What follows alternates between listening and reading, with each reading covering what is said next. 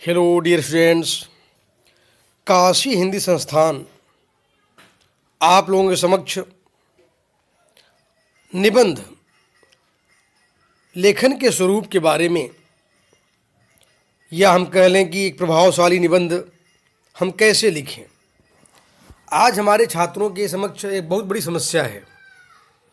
और मैं भी जब कॉपी चेक करता हूँ काउंसिल की या और भी जगहों पर, चाहे विद्यालय कॉपियाँ हों, तो वहाँ पर मैं देखता हूँ कि वाकई हमारे छात्रों के सामने बहुत बड़ी समस्या यह आती है कि वे अच्छे निबंध कैसे लिखें। बहुत से बच्चों ने मुझसे, चाहे विद्यालय हो चाहे बाहर में भी, बहुत से बच्चों ने मुझसे पूछा कि सर ये बताइए कि अच्छे निबंध यानी प्रभावशाली निबंध कैसे लिखें। तब आज मैंने सोचा कि इस विषय पर ज़रूर बच्चों के लिए कुछ बोला जाए, तो इसलिए मैं प्रभावशाली निबंध के बारे में आप लोगों के समक्ष अपने विचार को प्रस्तुत करूंगा कि वाकई प्रभावशाली निबंध कैसे लिखें। How we write good essay, attractive essay. तो चाहे कॉम्पिटिटिव एग्जाम हो, चाहे आईएससी का एग्ज़ाम हो, चाहे सीबीएसई का एग्ज़ाम हो, चाहे अदर बोर्ड्स का एग्ज़ाम, तो वाकई निबंध लेखन की कला को कैसे अपने जीवन में प्रयोग करें, उसके बारे में मैं अपने विचारों को बताने जा रहा हूँ। पहली बात तो जानें निबंध क्या होता है। निबंध यानी निबंध एक साहित्यिक विधा है। बहुत से साहित्यकारों ने, हमारे अच्छे अच्छे विद्वानों ने, आचार्य रामचंद्र शुक्ल, आचार्य हजारी प्रसाद द्विवेदी, रामधारी दिनकर, बहुत से निबंधकारों ने बहुत अच्छे अच्छे निबंध लिखे। तो वाकई अब मैं इन निबंध के गुणों के बारे में पेश करूंगा अपना विचार। निबंध किसे कहते हैं। निबंध एक ऐसी साहित्यिक विधा है, यानी निबंध शब्द का आशय क्या है पहले उसको जानें। एक ऐसी साहित्यिक विधा है जो पूर्ण रूप से बधी हुई शैली या कसी हुई शैली में होती है, उसे हम निबंध कहते हैं।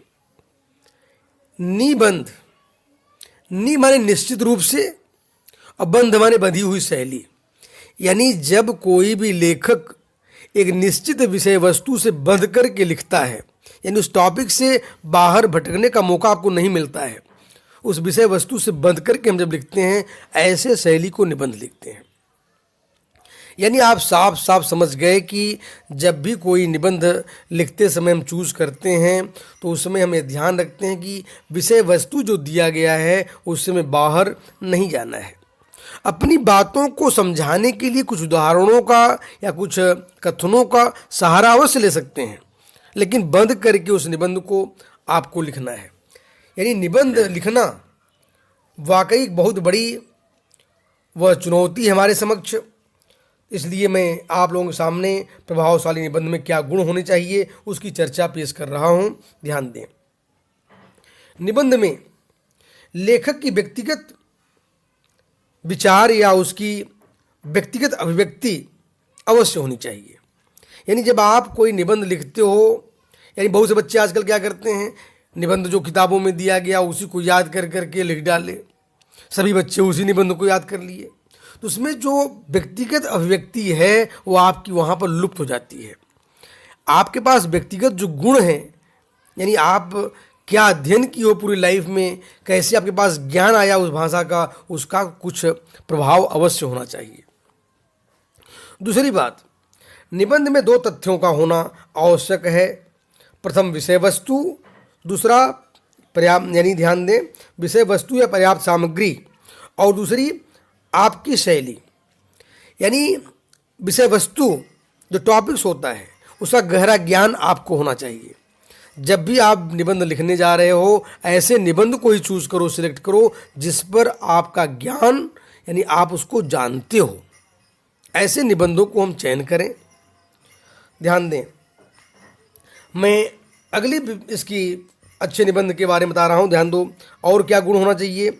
विभिन्न विषयों का गंभीर अध्ययन होना चाहिए। गंभीर अध्ययन के साथ साथ चिंतन और मनन करना चाहिए।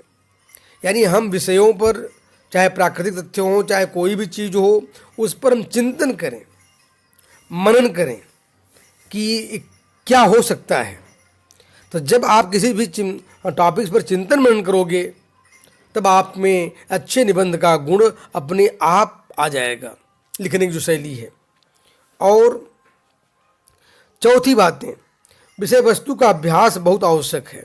निबंध लिखते समय हमें जब भी कोई निबंध बार बार अभ्यास होना चाहिए। आजकल बच्चे हमारे क्या करते हैं, जब भी परीक्षाएं करीब आती हैं, यानी एग्जामिनेशन आ गया, इंग्लिश लैंग्वेज है आज, तो आज इंग्लिश का 2-4-10 ऐसे पढ़ लिए, हिंदी का कल एग्जाम है तो आज 2-4 हिंदी का ऐसे पढ़ लिए, और पढ़कर उसी आधार पर सारे निबंध को लिख डाल प्रयास करते हैं। ये कोई बात नहीं हुई। निबंध आप अपने जीवन में एक निबंध रोज पढ़ें, चाहे इंग्लिश का ऐसे हो चाहे हिंदी का ऐसे हो। आप एक अच्छे निबंधकार बनने के लिए, एक अच्छे निबंध पर पकड़ रखने के लिए एक निबंध इंग्लिश में या एक निबंध हिंदी में अवश्य पढ़ें और उस पर चिंतन करें कैसे हम लिख सकते हैं। तो इससे क्या होगा कि आपका जो व्यक्तिगत शैली है, आपका भाषा पर नियंत्रण बढ़ेगा, और ये बहुत ज़रूरी है। अगली विशेषता हम यह व्यक्त करेंगे, सामग्री के अतिरिक्त शैली जो है निबंध का महत्वपूर्ण अंग माना जाता है। यानी आपके अंतर्गत विशिष्ट शैली होनी चाहिए। यह नहीं कि बहुत से बच्चे क्या करते हैं, निबंध जो किताब में दिया गया उसी को याद करके हूबहू छाप देते हैं, क्योंकि आपकी वहाँ व्यक्तिगत शैली नहीं पाई जाती है। और शैली का मतलब ही होता है कार्य करने का ढंग। निबंध को व्यवस्थित और संगठित रूप से लिखना चाहिए। यानी निबंध आप इसे भी कह सकते हैं क्रमबद्ध, सुव्यवस्थित, सुसंगठित जो शैली होती है उसे हम निबंध कहते हैं। इन विचार जो हैं आपके क्रमबद्ध हों अच्छे निबंध में, यानी प्रभाव यानी भावनाएं जो हैं बहुत गहरी होनी चाहिए। आगे ध्यान दें, निबंध की भाषा कैसी हो उस पर मैं विचार कर रहा हूँ। निबंध की भाषा सरल, सुबोध एवं सरस होनी चाहिए। लेकिन इस बात का भी याद रखें कि भाषा आपके विचारों को व्यक्त करने का सबसे सशक्त माध्यम होता है। और ख़ास कर के निबंध जब आप लिखते हो तो यह मालूम होता है कि उस छात्र के पास कितना ज्ञान है। कोई भी जो निबंध का लेखक होता है, पूरे ज्ञान को, आपकी जो भाषा होती है, आपके अर्जित ज्ञान को वह निश्चित विशेष शब्दावलियों में वह ज्ञान को उड़ेल देता है। तो भाषा कैसा हो, तत्सम, ध्यान दो, तत्सम शुद्ध शब्द हो, बाजारू शब्दों का प्रयोग से बचें आप। तत्सम शब्दों की प्रचुरता होनी चाहिए। लोकोक्तियों एवं मुहावरों का भी उचित जगहों पर प्रयोग होना चाहिए। यानी बहुत से लोग क्या करते हैं, किसी ने बता दिया कि लोकोक्तियों और मुहावरे का प्रयोग करना चाहिए, हमें खूब खोज करके हर वाक्य में या हर जगहों पर ठूस कर उसमें फ्रेजल वर्ब्स और लोकोक्तियाँ उसमें डालने का प्रयास करते हैं। नहीं, ऐसा नहीं होना चाहिए। जहाँ पर भाषा में श्रृंगारिकता, अलंकारिकता होनी चाहिए, लेकिन जगह जगह तो बहुत अच्छा लगेगा। अब केवल अलंकारिकता और श्रृंगारिकता पर पूरी भाषा केंद्रित हो जाएगी तो वह भी अपना जो सहजता और सरलता की गरिमा है वह समाप्त हो जाती है। इसलिए भाषा में मुहावरे और लोकोक्तियों का उचित जगहों पर हम प्रयोग करें। और प्रसंग के अनुरूप याद रखें, उद्धरणों, सूक्तियों का भी प्रयोग करें। या जो काव्यांश मिल जाता है, कोई कवि या कोई लेखक अगर कुछ बात उस संदर्भ में कहा है तो उसको भी आप उसमें डालेंगे। कम से कम याद रखेंगे 3-4 कोटेशंस तो अवश्य होनी चाहिए। कोई भी जब हम उद्धरण जब उसमें, क्योंकि निबंधों में उद्धरण का होना आवश्यक होता है, और कम से कम 2-3 या 4 कम से कम उद्धरण कोटेशंस जरूर दें। काव्यांश की पंक्तियाँ हों, आप कोई कविता याद किए हों बचपन में या बाद में भी, तो वो कविताएं अगर उसकी कुछ पंक्तियां आपके उस निबंध के अनुरूप अगर बैठती हैं तो उस प्रसंग में आती हैं तो उसको आप जरूर दे दें। संस्कृत के अगर कुछ श्लोक वगैरह हों, भागवत गीता का, रामायण का अगर श्लोक हो आपके पास में, या हितोपदेशक की पुस्तक की जो, यानी हमारे जो पुराणों में जो कुछ श्लोक हैं, उन श्लोकों को अगर आप याद कर सकें। क्योंकि भाई हिंदी भाषा जो है, हिंदी साहित्य जो है वो संस्कृत की उत्तरदायिनी है। संस्कृत के बाद की वो महत्वपूर्ण प्रभावशाली भाषा है। तो इसलिए संस्कृत के अगर कोटेशन भी अगर आप याद कर सकते हो, अगर नहीं याद होता है तो दूसरी बात है, अगर याद कर सकते तो उसको इस श्लोकों को दे सकते हो। इसमें कोई और ज़रूरत पड़ने पर इंग्लिश के भी कुछ कोटेशन विशेष राइटरों के, जैसे विलियम शेक्सपियर हुए, वर्ड्सवर्थ हुए, शेली हुए, या अदर भी जो राइटर्स हैं उनको आप दे सकते हो। एक बात याद रखें कि निबंध का प्रारंभ वो प्रस्तावना से होना चाहिए। यानी बहुत से बच्चे पूछते हैं सर निबंध कैसे में स्टार्ट करें? इंट्रोडक्शन, इन कोई भी निबंध के बारे में पहले बताइए आप, मैं निबंध किस पर लिख रहा हूँ। क्योंकि जब आप कहीं जाते हो तो पहले आप अपने बारे में बताते हो कि मैं कौन हूँ। भाई अपने बारे में बताने पर ही तब आपका परिचय व्यक्ति जो होता है वह जब पहले बतलाता है कि मैं क्या हूँ, तब आपका परिचय बनता है और उसी परिचय के अनुरूप आपकी मित्रता या संबंध प्रगाढ़ होता है, जैसे आप अपने आप को पेश करते हो। तो कोई भी चीज़ इंट्रोडक्ट करना ये बहुत इंपॉर्टेंट होती है। तो उसी प्रकार जब आप कोई निबंध लिखते हो तो उस निबंध के बारे में, उस विषय के बारे में कैसे आप इंट्रोडक्ट कर रहे हो, कैसे आप उस पर इंट्रोडक्शन पेश कर रहे हो, वेरी इंपॉर्टेंट फैक्टर होता है यह। तो हर निबंध में शुरुआती दौर में एक अच्छा इंट्रोडक्शन होना चाहिए, यानी उस इंट्रोडक्शन में, उस प्रस्तावना में, यानी उस विषय का एक शॉर्टकट परिचय होना चाहिए। इसके बाद में दूसरे भाग में आते हैं निबंध का मध्य भाग। जो निबंध का मध्य भाग होता है उसमें रूपरेखाएं विषय वस्तु को श्रृंखलाबद्ध और तर्कपूर्ण ढंग से पेश करते हैं। ध्यान दो, ये पूरा बॉडी ऑफ जो एसे होता है पूरा बॉडी को डील करता है।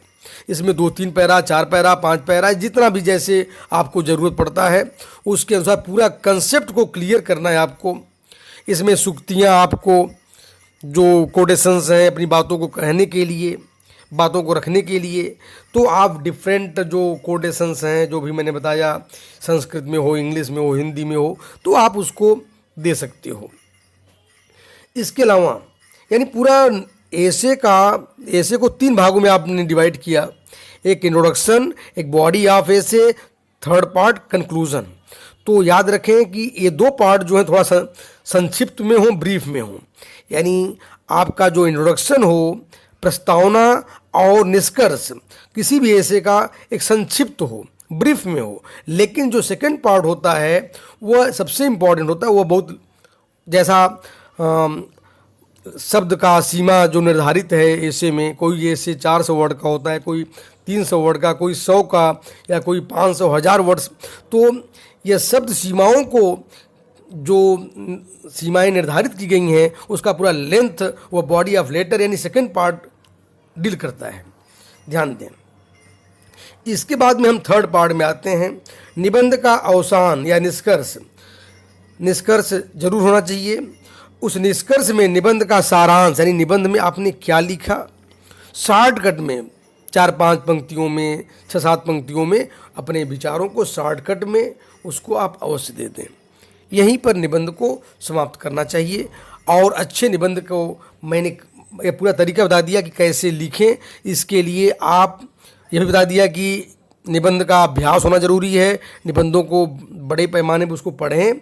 और उसके साथ ही साथ यानी आप जो साहित्यिक जो पुस्तकें पढ़े हैं उन साहित्यिक पुस्तकों में कविताओं की जो पंक्तियां हैं उनको भी याद करके, या साहित्य की अदर जो गद्यात्मक जो पुस्तकें उसको भी कुछ पंक्तियों को याद करके आप प्रकरण के अनुरूप अच्छे प्रभावशाली निबंध उसको दे करके लिख सकते हैं।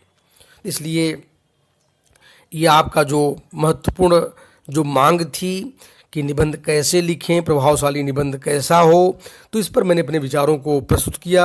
अब इसके बाद में अगले जो हमारे क्लासेस होंगे, वीडियो होंगे, उसमें कुछ निबंधों को मैं बताऊंगा, या पिछले भी मैं कुछ निबंध को बता चुका हूं कि निबंध के जो विषय हैं कैसे उसको डील करें, कैसे उसको लिखें, उन सारी चीज़ों का उल्लेख मैं अगले वीडियो में अवश्य करूंगा। धन्यवाद।